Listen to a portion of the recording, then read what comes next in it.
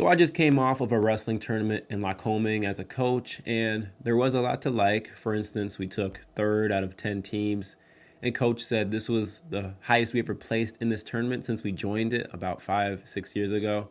So we're definitely improving and getting somewhere as a program.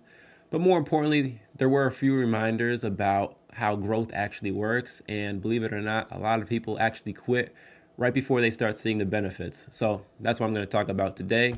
So welcome to another episode of Under the Fig Tree FM. This is a channel where I discuss the things I learned from different ventures in my life. And the venture at hand is this is my first year as an assistant coach at a D3 wrestling program. And a lot of what I'm seeing on the mat actually applies far beyond wrestling, which is why I talk about it here. So let's get into it.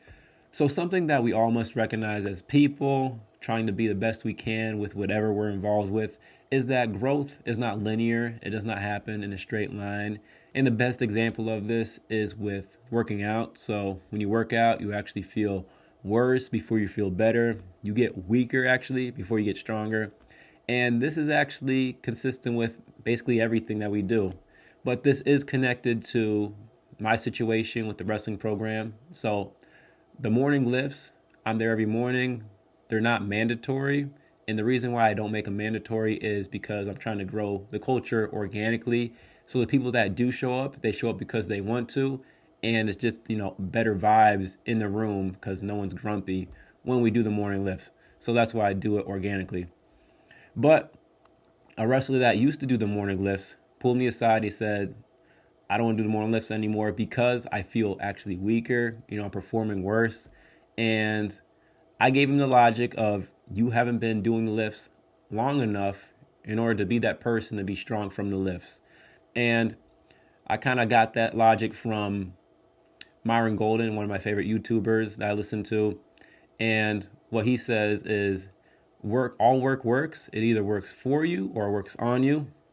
And I told the wrestler that the lifting is working on you right now, and you haven't been doing it long enough for it to work for you.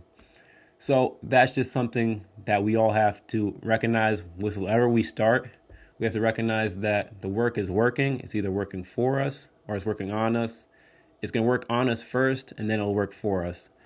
But this is also connected to why I started this YouTube channel. I heard that logic before. I'm like, yeah, I probably should start a YouTube channel, not because of what it's going to do for me, like the views, and I might not ever get that many views for it to give any time benefit for my life. But I know from starting it, I wanted to get better at speaking. So I started this YouTube channel to get me better at speaking so that I'll be eligible for a higher position that would require me to public speak. All those higher positions require someone to public speak.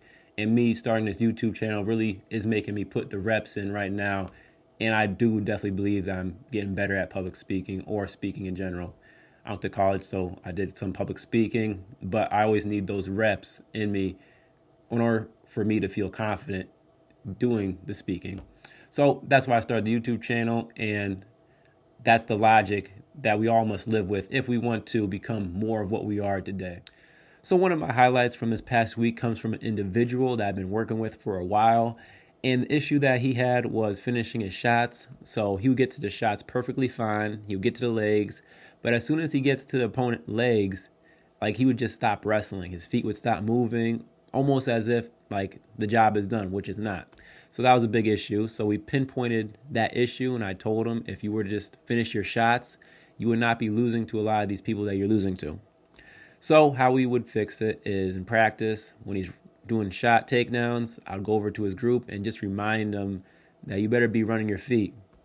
Another thing that I would do for him is before a match, I would pull a partner aside and I would say, just shoot on him and run your feet. Almost exaggerate the motion just to get in his head that this is what I need to do to be successful in this situation.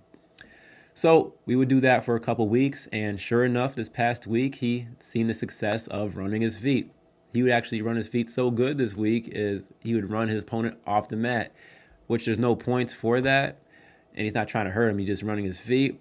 But he got into his head that this is what I need to do. And he's been doing that well. And other shots he would get on and he would actually finish and get the points. So he did that. And I think he beat some opponents that he would definitely otherwise lose to. So That's the power of focus. Instead of working on everything, we pinpointed what is the bottleneck for his success. We focused on it, and we got some fruits from our labor. So I'm very happy about seeing that. So another highlight from this past week actually comes from an individual who lost his first match. It was a tough one. The emotions were high, and he was actually considering pulling out of the tournament. So it was up to me to talk him out of it and get him to wrestle again.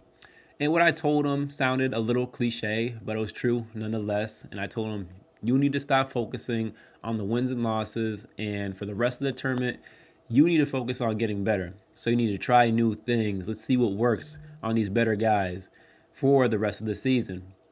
Another thing I had to tell him is the hard truth of you just need to man up now. And for your team, if not for yourself, for your team, you need to wrestle and get some points for us so that we could place high in this team tournament.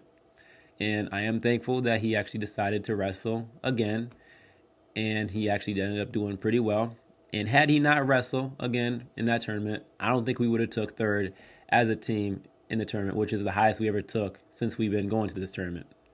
So, and I also think he got better as a wrestler for wrestling the rest of the tournament. So I am thankful for the outcome there, and that's just, a little background of how we were able to place third at the tournament. This tournament wasn't perfect, but it did show real progress, and remember, most growth is invisible until you've been doing it long enough to see it. Well, that's it for this episode of Under the Fig Tree FM. You could subscribe if you want, and by the grace of God, do your job. Thank you. Bye-bye.